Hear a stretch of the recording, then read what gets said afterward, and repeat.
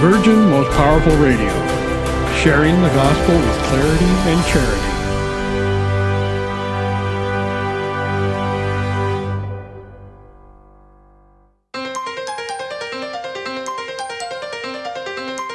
And now, Virgin Most Powerful Radio is pleased to present Hands-On Apologetics with renowned Catholic author and apologist, Gary Michuta.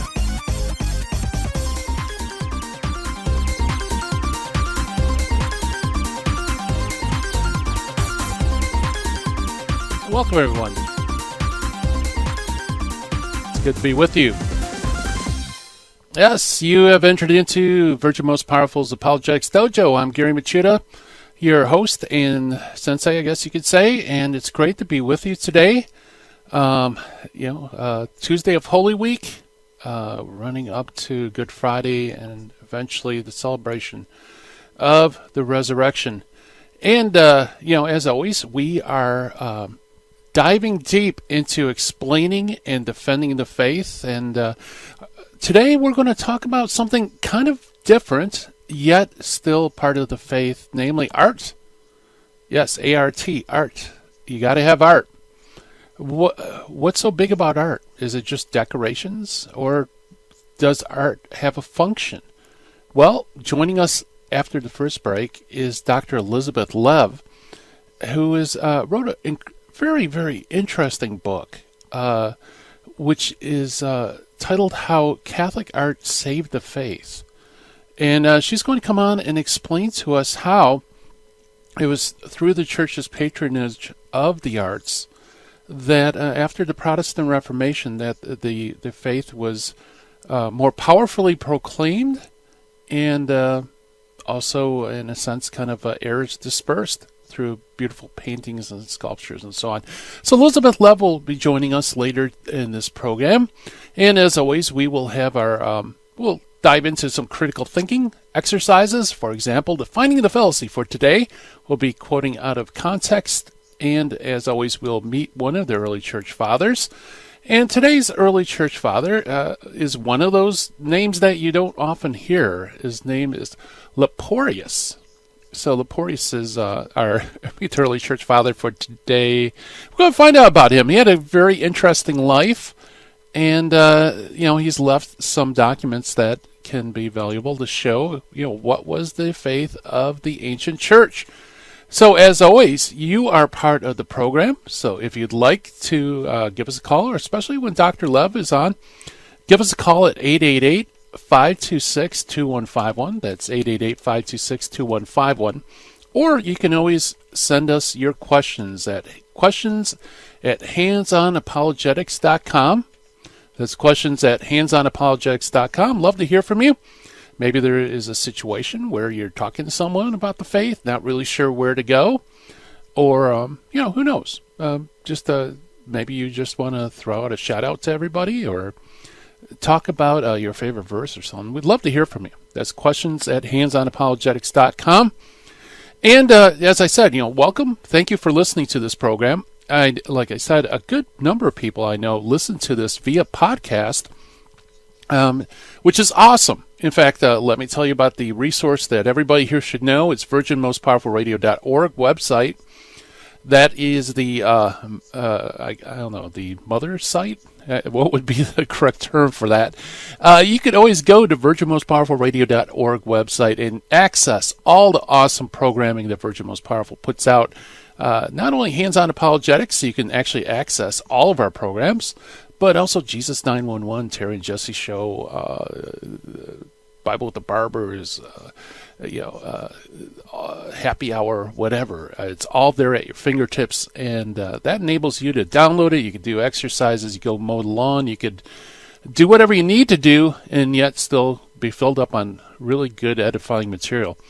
So it's time for our shout-outs for those watching live stream on YouTube and also Facebook. Hello, everybody. Great to see familiar names. I'm just looking. Yes. Hi, everybody. Nice emojis, by the way. if you don't have access to this, it's always fun to watch the live stream chat on YouTube because whenever we give the shout outs, there's always this explosion of emojis. Hey Hector, hi Ricky, hi everybody.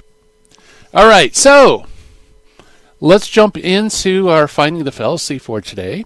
And the finding the fallacy is quoting out of context, which doesn't really need a lot of explanation because quoting out of context means that the fallacy is committed when you quote something divorced from its context. This is incredibly common. In fact, it's probably the most common fallacy used when you're explaining or defending the faith. You encounter it all the time. In fact, I teach middle school and high school level apologetics online for Catholic homeschool connections. And one of the things I tell all the kids, whenever somebody cites something, look it up, read a couple of verses earlier, a couple of verses later, study it in context, because 9 out of 10 times, in fact, it's probably even higher than that, but 90% plus, what seems to be quoted may sound like it somehow goes against the faith, but if you read it in context, like I said, 9 times out of 10, you'll find out that the context actually shows that, no, this is being twisted, this is not giving a complete idea, something else is going on. So quoting out of context can be a very powerful way of misrepresenting material. In fact, not only quoting out of context, but also partial quotes, too, can be very misleading as well, which is kind of like another case of quoting out of context. For example, if you're reading Romans 8 and you start in verse 14, and you quote, for those who are led by the Spirit of God are children of God, for you have not received the spirit of slavery as to fall back into fear, but you received a spirit of adoption, through which we cry, Abba, Father. The Spirit itself witnesses with our spirit that we are children of God, and if children, then heirs of God and joint heirs with Christ. Wow, that's awesome, right? You know, you have the Spirit witnesses that you will inherit heaven. But, you know, if you actually look it up, you find out that I stopped the quote right in the middle of the verse, because the rest of the verse 17 says, if only we suffer with him, so that we may be glorified with him. So you see how that changes everything, just leaving off that final clause. So there's, I think, a prime example of quoting on context, or at least giving an impartial, or not impartial, but an incomplete quotation from Scripture. So that's our finding the fallacy for today, quoting on context. And I always try to give some sort of advice for how to undo fallacies. Not only detect them, but what do you do?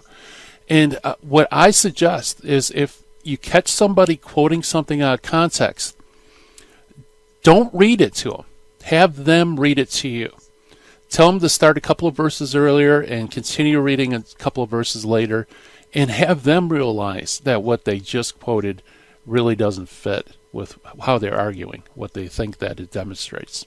Okay, so that's my little 2 cents of apologetics, techniques, and that will complete our finding of the fallacy. So let's jump to meet the early church father. Like I said, this guy is not a common name, even from Catholics that are pretty well read. His name is Leporius. He flourished sometime around AD 427. Leporius was a monk in Gaul. Now, Gaul, of course, is the older name for France.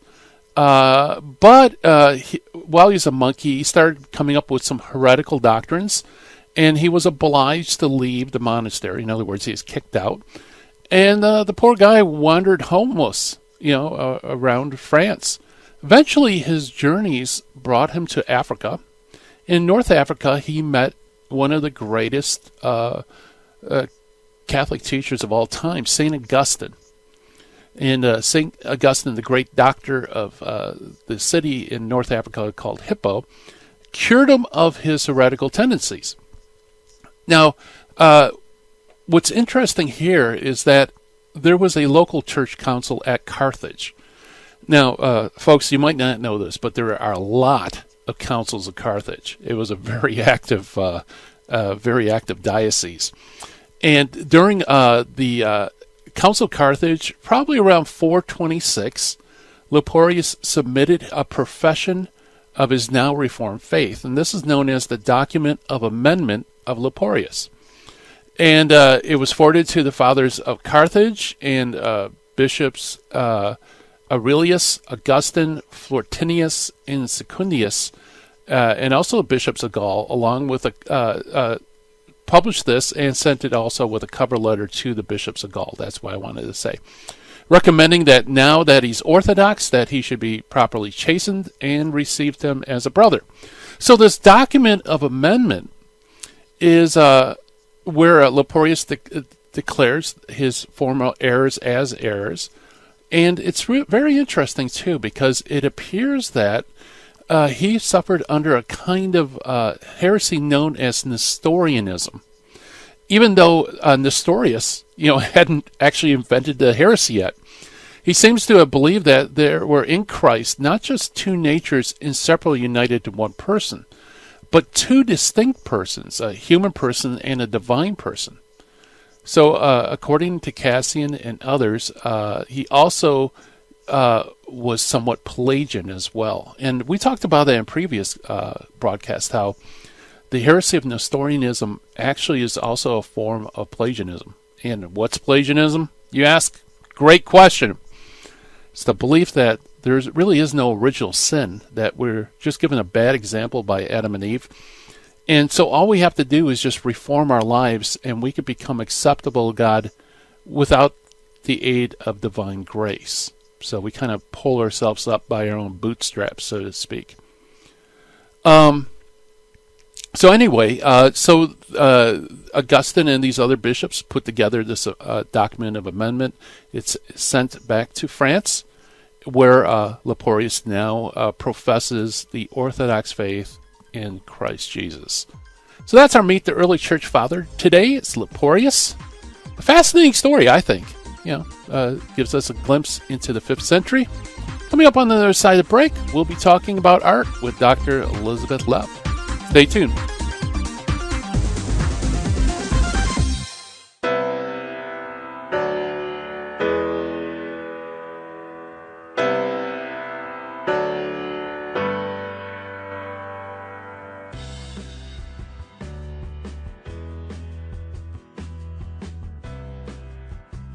This is Terry Barber inviting you, all the men, to a men's conference June 15th at the Sacred Heart Chapel. This is going to be a day where we're going to talk about true masculinity. There's a problem in the Catholic Church today. We have very few men who love the Catholic faith. And I know a lot of the wives that I'm listening to right now saying, I want my husband to be on fire for the faith. Send him to the men's conference. Your son, send him to the men's conference by going to virginmostpowerfulradio.org or call 877-526-2151. That's June 15th. When your husband comes back from this conference, or your son, they're going to have a different view about their Catholic faith, because they're going to meet 3 men who love Jesus and his bride, the church, and are going to instill in them a love for Christ and his church, the Eucharist, Our Lady. Bring them to virginmostpowerfulradio.org. Sign up there or call 877-526-2151. Full sheen ahead. It is only because of your continued prayers and generous donations that Virgin Most Powerful Radio can broadcast live each weekday. We count on your spiritual and financial support because you understand the urgent need for Catholic programming that shares the gospel with clarity and charity, but without compromise. Please prayerfully consider becoming a monthly donor. You can set it up with the touch of a button on our website, catholicrc.org.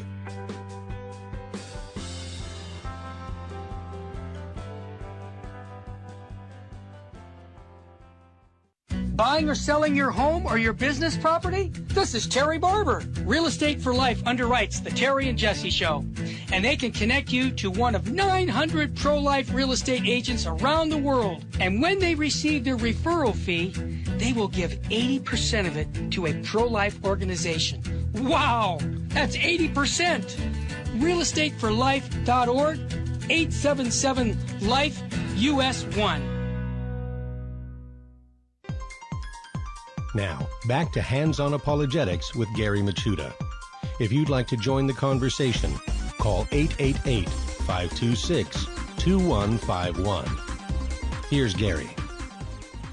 And welcome back, everybody, to Hands-On Apologetics. And as I mentioned earlier in the program, we're going to talk about art and also the truth and beauty of art and how Catholic art saved the faith. That is the name of the book of our guest, who's Dr. Elizabeth Lev, who is American-born art historian, who also has the great fortune of living and working in Rome. After finishing her studies at the University of Chicago in 1989, Elizabeth moved to northern Italy to do a graduate work at the University of Bologna.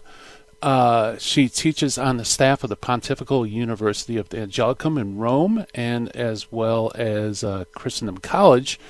And she has a great book out that we're going to talk about, How Catholic Art Saved the Faith, the Triumph of Beauty and Truth in Counter-Reformation Art. Dr. Lev, welcome to Hands-On Apologetics.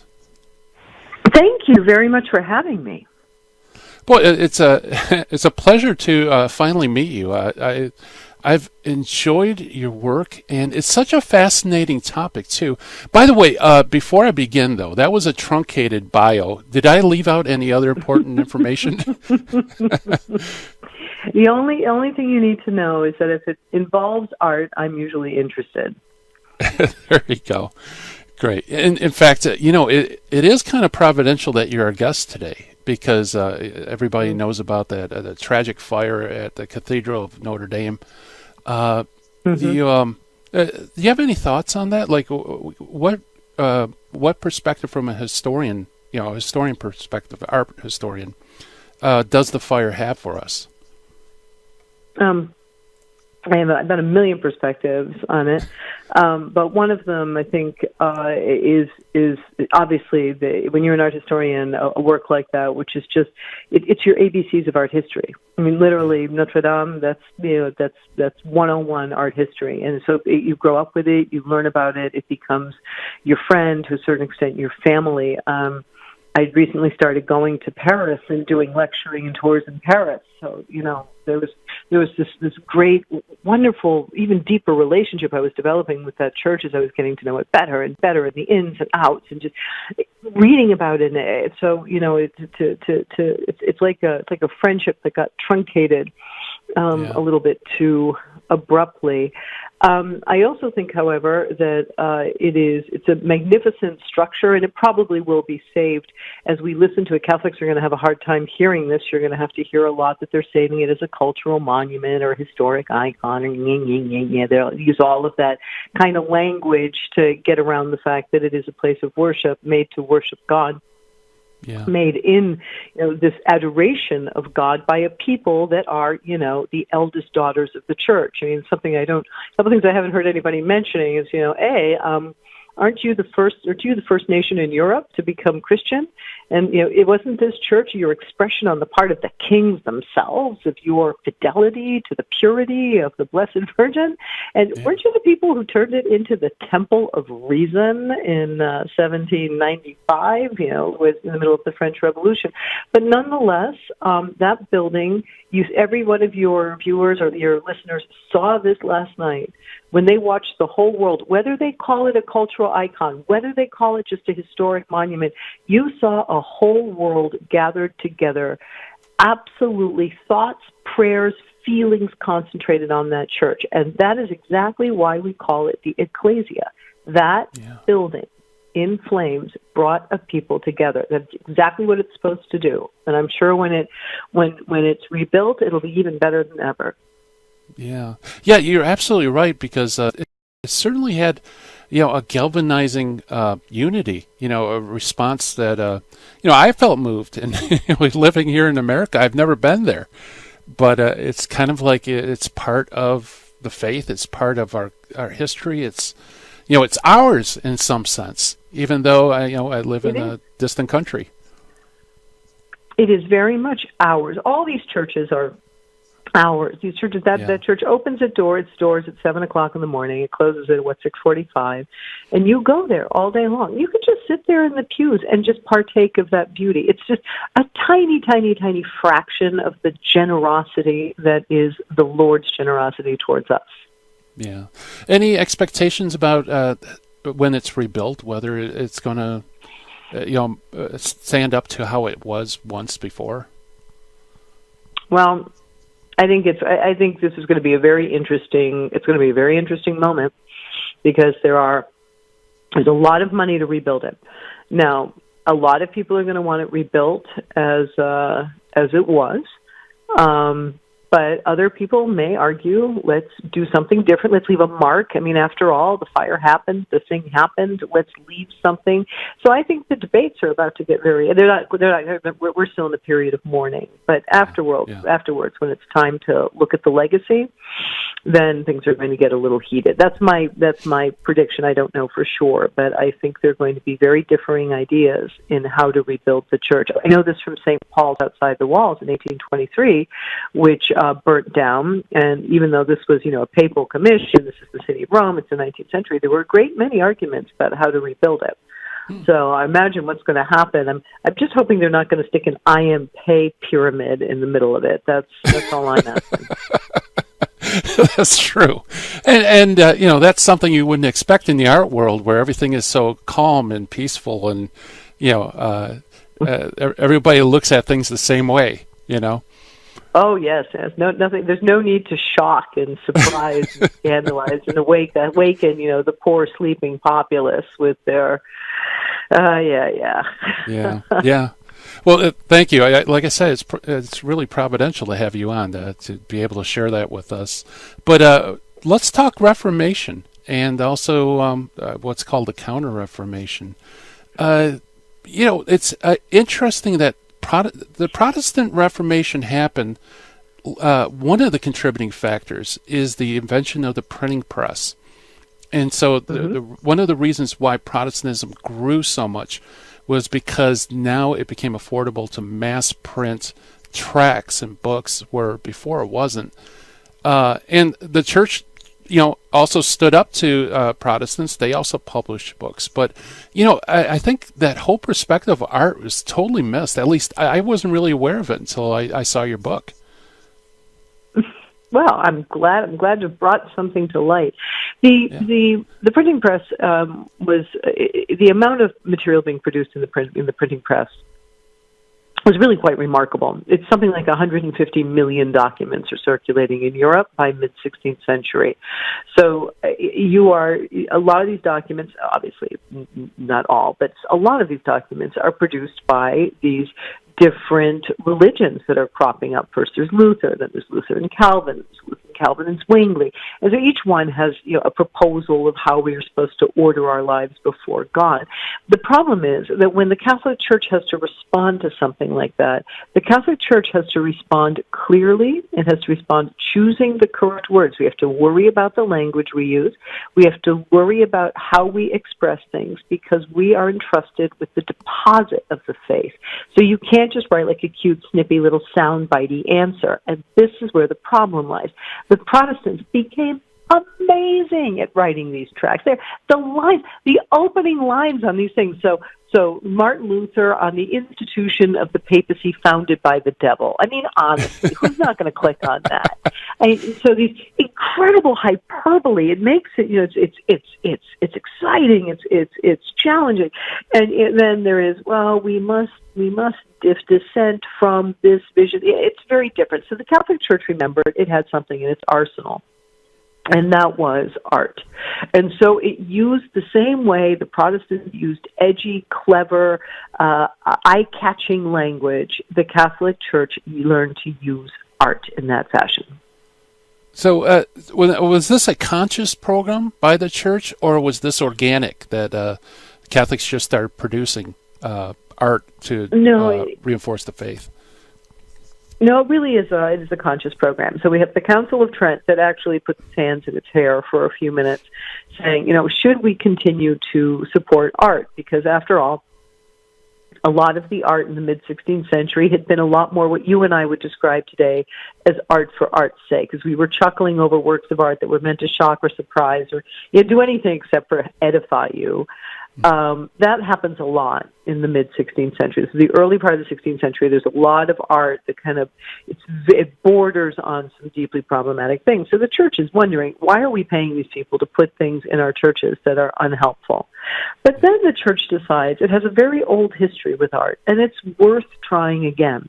But trying again with certain guidelines, really trying to ask the artists to rise to the occasion. So we have these amazing cardinals like Charles Borromeo, he'll write a treatise on church building, for heaven's sakes.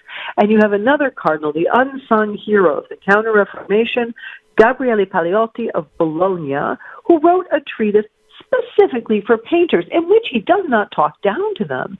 He invites them to join the ranks of the theologians as mute theologians. Use your brushes to preach as we do. He shares the tricks of the trade in preaching. So there is a real collaboration between prelates, priests, religious orders, and artists, which was unbelievably fruitful. Yeah. Yeah, boy, I didn't realize there was so much hands-on cooperation. Usually you hear about patronage, the church endowing science and endowing arts, but this was actually kind of exhorting faithful artists to rise to the occasion. And sometimes artists that were a little bit of trouble. So we have a Caravaggio who will get many commissions from the inner circle of the Pope himself, even though Caravaggio was a very, very troubled character, extremely difficult to work with, the last person you would make a poster child for the Catholic Church, yet somehow knew how to transmit in a powerful, edgy, strong, vibrant way the battle between good and evil that was raging in the people's souls. The Pope himself, Clement VIII Aldobrandini, personally, and I mean personally, commissioned a man named Barocci to paint an altarpiece of the Eucharistic altarpiece for his parents' chapel. And our Gabriele Paliotti, again, my favorite, he is the one who hired the first woman painter, professional woman painter, or woman painter in general, to do an altarpiece in a church. You want to know a man's game in the Renaissance? Altarpieces. But Lavinia Fontana, thanks to Gabriele Paliotti, became an altarpiece painter in Bologna and ultimately even in the Alma Città, the ancient city of Rome. Wow, that's fantastic. Well, we're coming up on our first break, so maybe on the other side of the break, I'd like to talk a little bit more about Caravaggio, because he seems like such an interesting character, and yet he's done such spectacular work too. So if that sounds okay with you. Great, sounds great with me. I love talking about Caravaggio. Excellent. Well, listen to Hands-On Apologetics, and we have Dr. Elizabeth Lev with us talking about how Catholic art saved the faith. More on the other side of the breaks, folks, so stay tuned.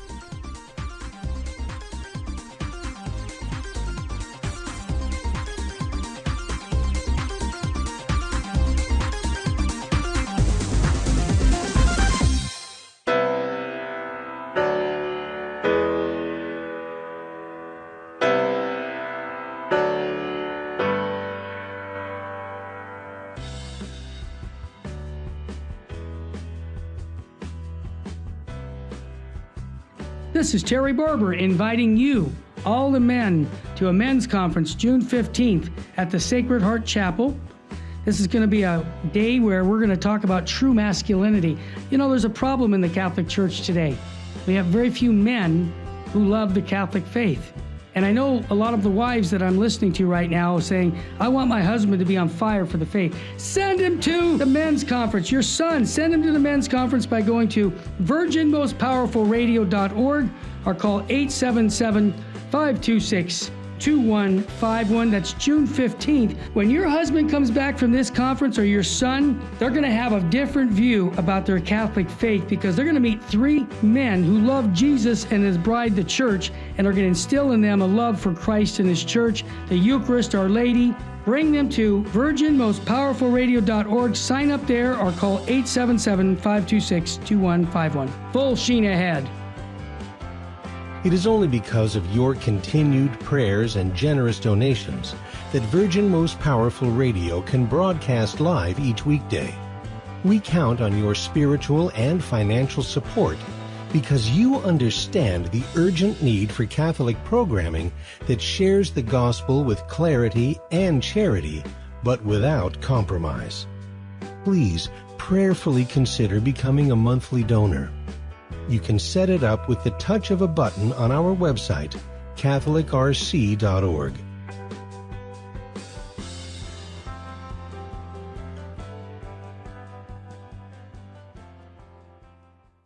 Buying or selling your home or your business property? This is Terry Barber. Real Estate for Life underwrites the Terry and Jesse Show.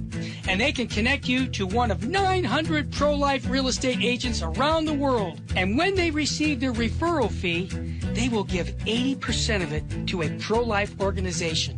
Wow! That's 80%!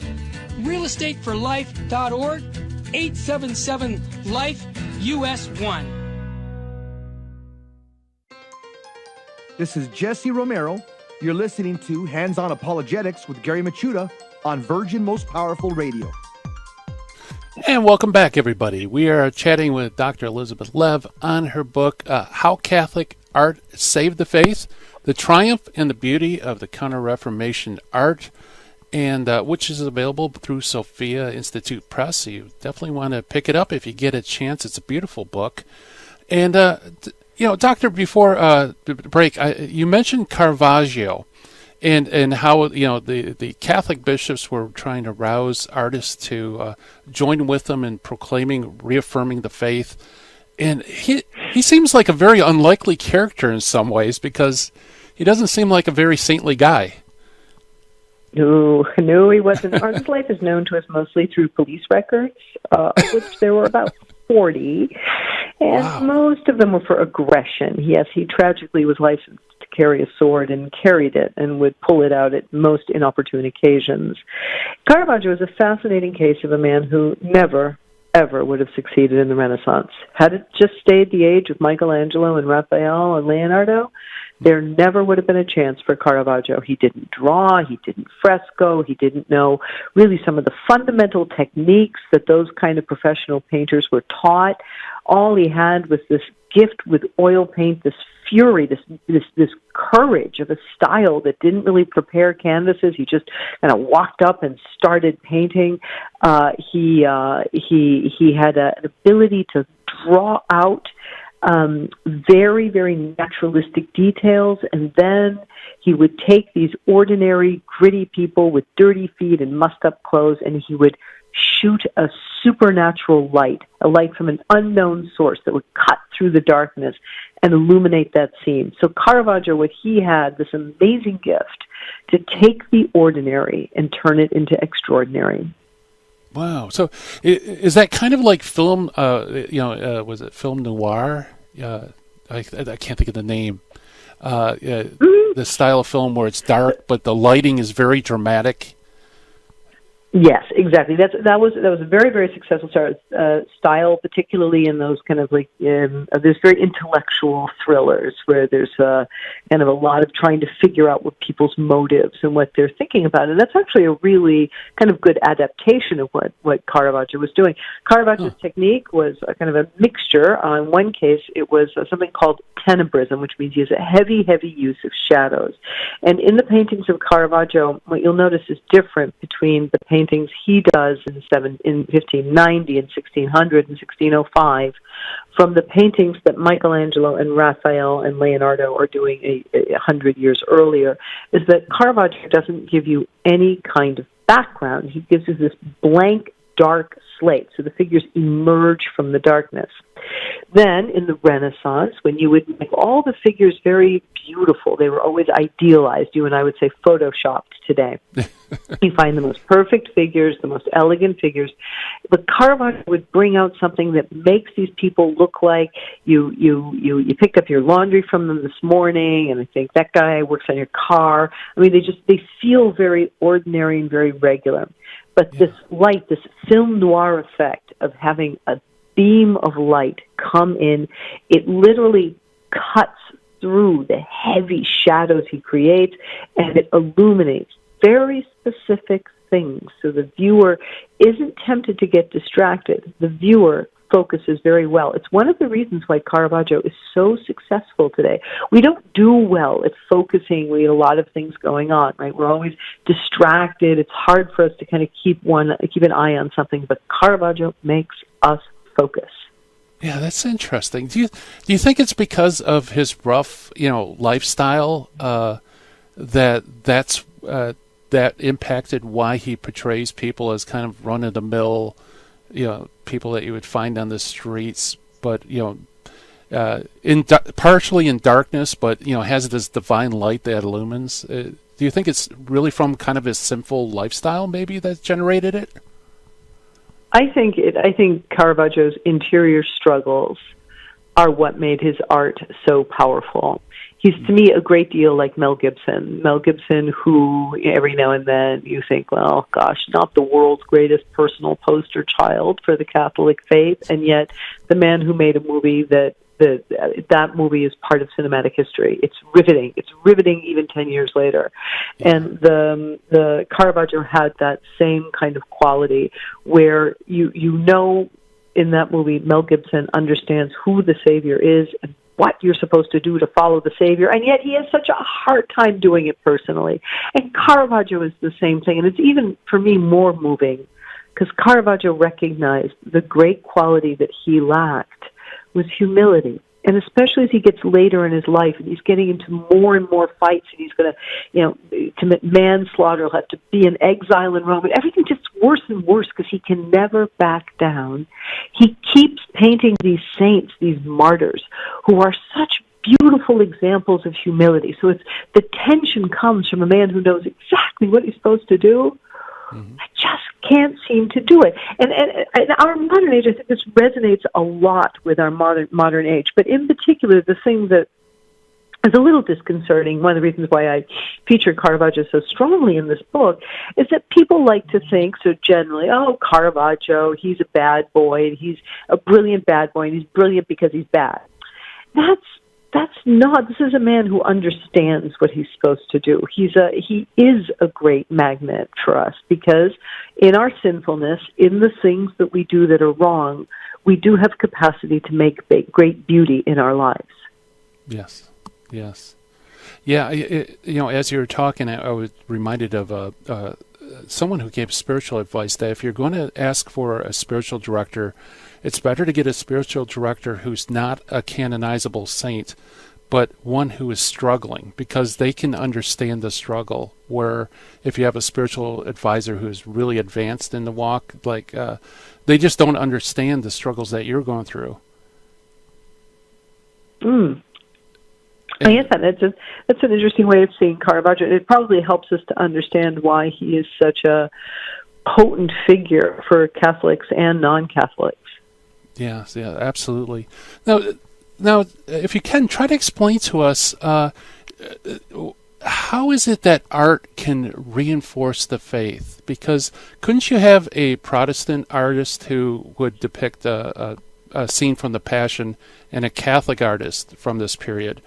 What would be the difference between the two? Well, the general idea is that the Catholic world sees an enchantment. I mean, Andrew Greeley many years ago wrote a book called The Catholic Imagination, and the Catholic imagination sees the world as enchanted. We see it as something a little bit more beautiful than it is.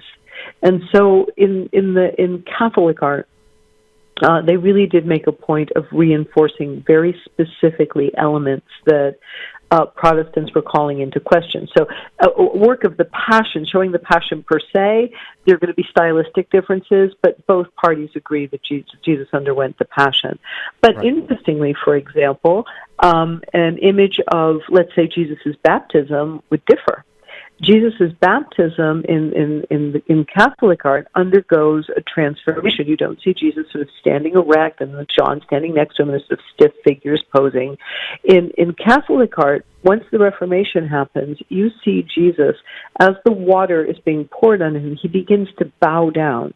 So Jesus' mission is that of undertaking this obedience, this humility. And so this idea of Jesus who is going to have to do something. So there are little differences like that, and then there are huge differences. So you go from images of the Last Supper, where the focus is on the betrayal of Judas, but in the Restoration, the Catholic Reformation period, we have images of the institution of the Eucharist, and so on and so forth. So Catholics really do try to draw out of the art something much more supernatural, transcendental.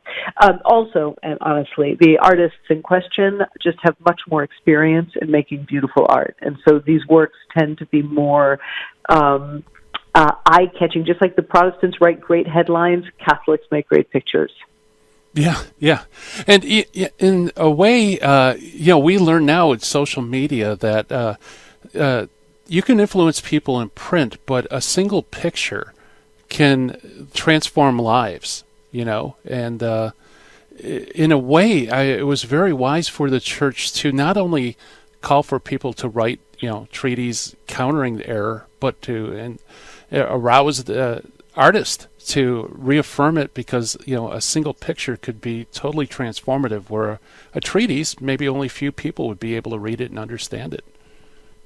Exactly. Well, it's again sort of like today, where most people would really just rather watch the YouTube video, right, rather than read the recipe or read this. We are a visual society. They were a visual society, and so art became a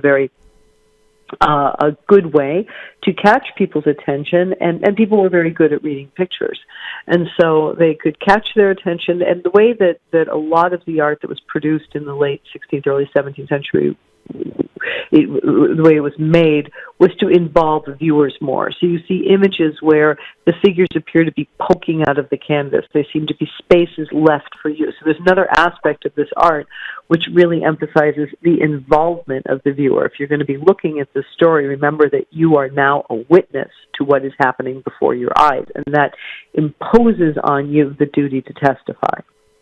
Wow. Yeah, absolutely. So, do you find the same parallel among Protestant artists, or is that more passive and, not as inviting? So Protestant, a lot of Protestant art is really, so the Protestants are going to have a big argument about art, all right? So some of them are going to be iconoclast. The Anabaptists don't want to hear it. One of Martin Luther's closest friends was Lucas Cranach the Elder, who produces these satiric woodcuts of the Pope.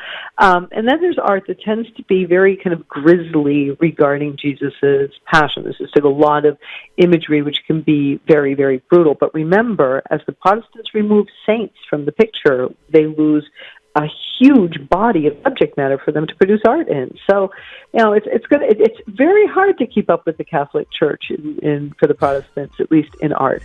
Wow, that's a fantastic point. We're talking with Dr. Elizabeth Lev about how Catholic art saved the faith. More to come after this break. Stay tuned, everyone.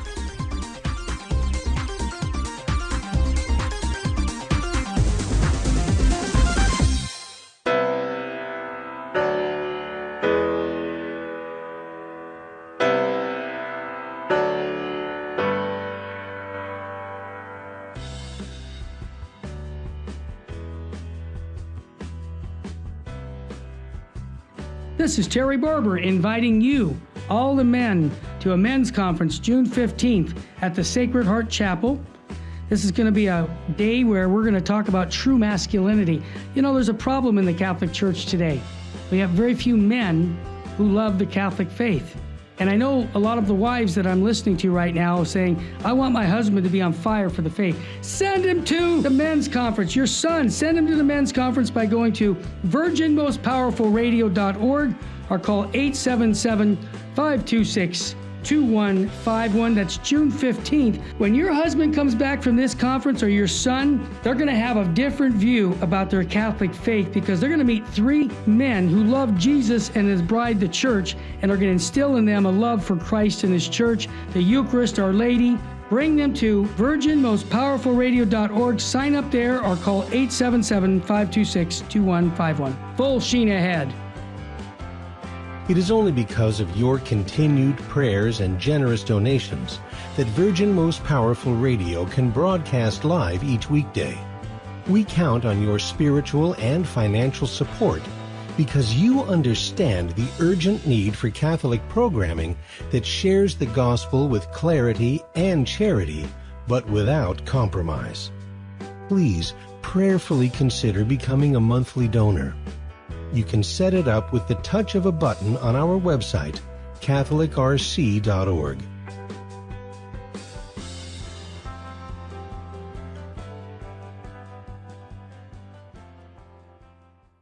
Buying or selling your home or your business property? This is Terry Barber. Real Estate for Life underwrites the Terry and Jesse Show, and they can connect you to one of 900 pro-life real estate agents around the world. And when they receive their referral fee, they will give 80% of it to a pro-life organization.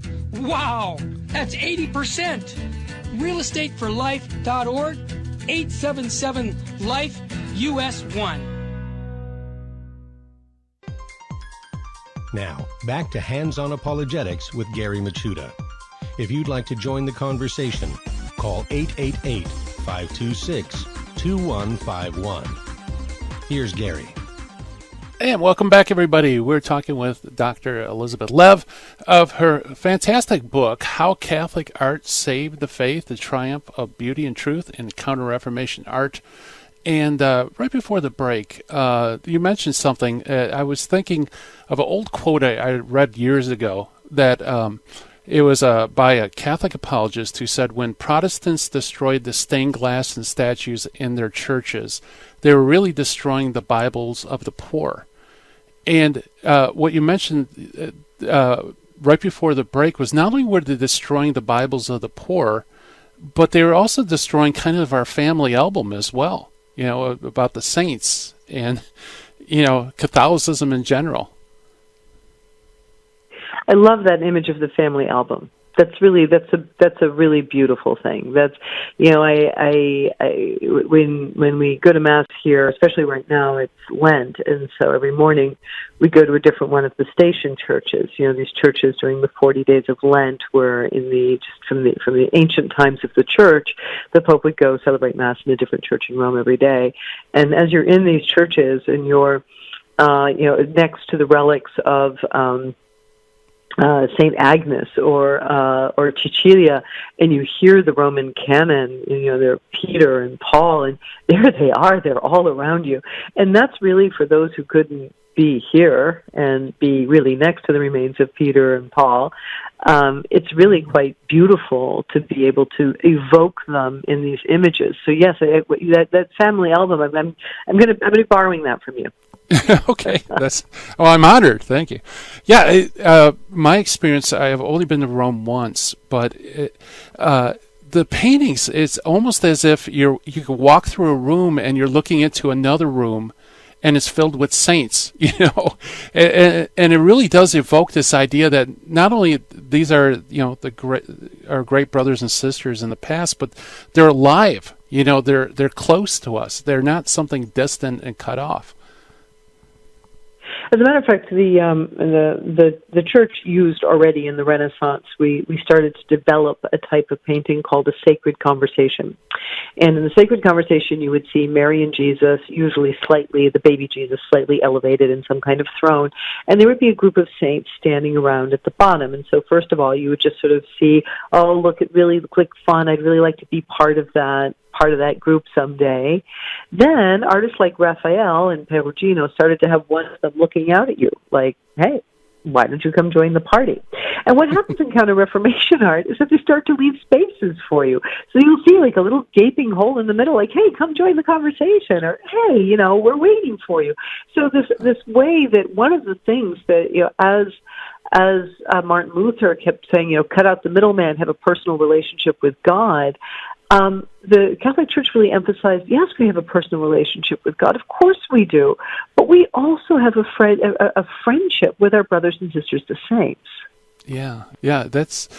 So what other topics that would be distinctively Catholic that would come out of this period that was emphasized by these artists?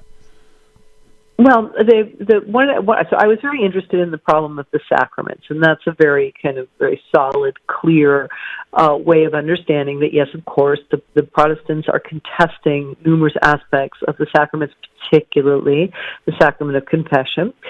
But there was also the problem of intercession, and why do we pray? Why do we pray to saints? Why do we invoke saints? But the part that I really enjoyed writing the most was the part that dealt with cooperation, and that's the trickiest part.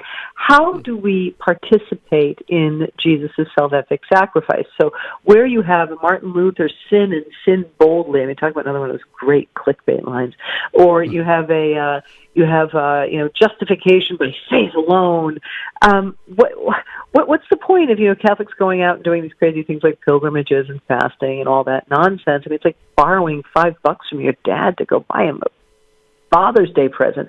But the Catholic Church really began to emphasize in a very beautiful way the struggles in living one's life in the faith and the fact that one must be proactive in the faith. So one of my favorite parts of the book is actually the section on doubt, where the Protestant Reformation understands the Catholic Restoration understands that the Protestants have flooded the world with questions. Should I believe this? Should I believe that? Should I believe this? Should I believe that? And doubt is going to be normal. And doubt is something that everybody felt, that Thomas felt, that Peter felt. The saints themselves have doubted. But the saints themselves understood part of the struggle of getting closer to Christ is to overcome doubt. So that's just one thing. But for me, that was very moving. I remember being touched by Pope Benedict the 16th when he wrote that the place where the believer and the unbeliever can find a common ground is in the question of doubt. And so it really resonated that, 500 years earlier, the Church had been exploring questions like this in art. Yeah. Does any particular painting jump out at you as, kind of typifying this? Oh, yes, it's Caravaggio. It's several, but I figure was why leave a great thing behind? Caravaggio has a little-known painting. I mean, if you're a Caravaggio fan, you know it. But it's not something like the one that shows up all the time, like Calling of Matthew. And it's a painting called Doubting Thomas. It's a small painting. It was actually not commissioned for a church. It was commissioned for somebody's home who obviously struggled with these kinds of questions. And it shows it's a frame that has 4 bodies. And they're so pushed up against the edge of the canvas. Like you were saying before, in the Renaissance, they kind of make a space and they put the figures in the back of the space. Caravaggio draws those figures. It's as if they're standing right in front of you, and they're the same size you are, all right, if you ever go see it in person. And Jesus stands to the side, this beautiful, illuminated figure. He's just this very simple, kind of creamy white figure, and he's bearing his side, and 3 figures, Thomas and 2 other apostles, are literally peering over him. They make a cross shape in the composition, these 4 heads. And Thomas has his finger physically in Jesus' side as Jesus holds his hand and guides it into the wound. So Jesus, who welcomes, he understands. But at the same time, what does he say to Thomas? Yes, Thomas, you have seen and you have believed, but blessed are those who have not seen and still believed. And the best part of this painting is that these 4 heads that make this cross shape, there's one little space below. There's a little empty space right underneath Jesus' wound, and you know Caravaggio left that space for you. Because if any one of us had been the apostles in that room and Jesus was showing the wounds, we would not have been sitting on the other side of the room going, oh yeah, no, I'm good, I believe. right up there with them. Yeah. Wow, that's powerful. Boy, right after this broadcast, I'm going to Google it, take a look, because I'm not familiar with it. It sounds intriguing. Doubting Thomas, Caravaggio, beautiful. Very good. Well, Dr. Lev, how can we adapt what they used during the Counter-Reformation today? Is there any carryover for today? Should we look for kind of restoration of the arts, or is there mediums that are similar that Catholics can use to share the faith in the same kind of dramatic way?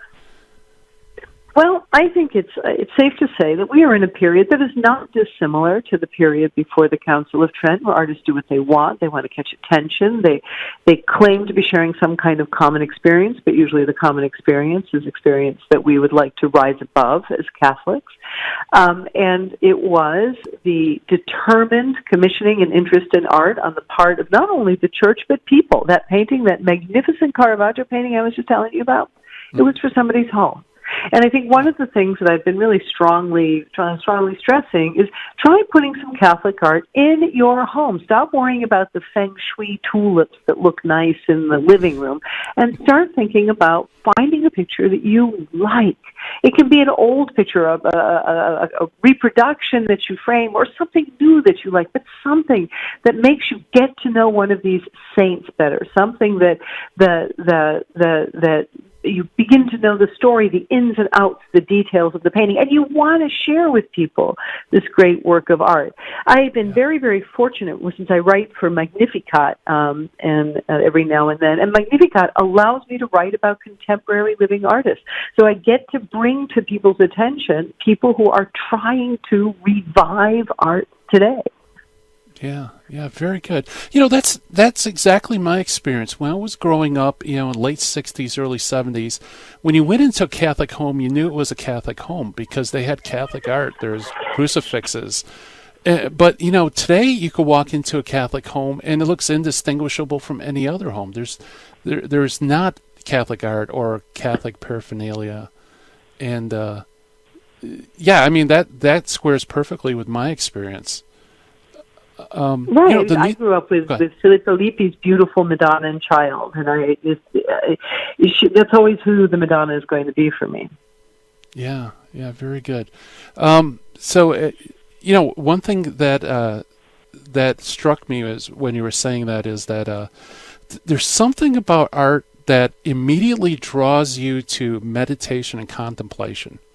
You know, it beckons you to do that, where I don't think in the written word. It's certainly not on YouTube. You know, it's more just passively absorbing. So yeah, having Catholic art in the home would, when you have visitors, you can point out the meaning. You know, what you get out of the picture. I mean, it's a lot better than talking about what happened on the latest installment of whatever television series you're watching. I mean, it's a chip. That's what we do today. But people used to talk about their paintings. People used to talk about what they liked about them. They talked about the stories. And once upon a time, people used to talk about stories of the saints the way they talk about the celebrities' raucous love lives. Right, yeah, very good. Well, man, I can't believe our hour has flown. Where can people go to keep abreast of all the work you've been doing? Well, I have a website, elizabeth-lev.com, and there I keep a fair amount of what I'm doing when I keep up. And you'll find there the books I've written and the articles I've produced. Excellent. Well, thank you so much for coming on the program. We appreciate it. Thank you very much for having me. And it was a fun conversation, too. Yes, well, it's absolutely. And that is Dr. Elizabeth Lev, folks. Check it out. Great book, How Catholic Art Saved the Faith, The Triumph of Beauty and Truth in Counter-Reformation Art. Coming up tomorrow, Carl Keating, the man who started the modern Catholic apologetics movement in America, is coming to the dojo. We're going to pick yet another book that every single Catholic apologist ought to know and read. Thursday, Dawn Eden Goldstein's going to come talk about our conversion story from Judaism to Catholicism. Then Friday, Trent Horn to talk about his brand new book, Counterfeit Christ. And it's time for me to shut down the Midwest Command Center here and turn off the lights at the dojo. Thank you so much for listening to the program. We appreciate it. Coming up next, the dynamic duo of Catholic Talk Radio, the Terry and Jesse Show. Don't want to miss it, folks. High intensity Catholic talk coming at you. I wish everybody have a blessed day, and God willing, I'll talk to you tomorrow. Bye-bye. In the 1990s, I lived and worked in Hollywood. But when my wife Betty's mom took ill, we relocated to Orange County. And it was during this time in our lives that I converted to Catholicism. Once my eyes were opened to the truth, I couldn't learn enough about the faith. But I had less free time than ever, especially with a long commute. That's when I discovered the real value of Catholic audio. Listening to cassette tapes transformed my daily commute into a miniature retreat. And that's the beauty of Virgin Most Powerful Radio today. Since the podcasts are archived, you can listen anytime on our smartphone app. I know how listening to Catholic audio can bring you closer to Christ and His Church, so I encourage you to visit the App Store or go to vmpr.org and download the app today. It just might change your life. I'm Matthew Arnold for Virgin Most Powerful Radio.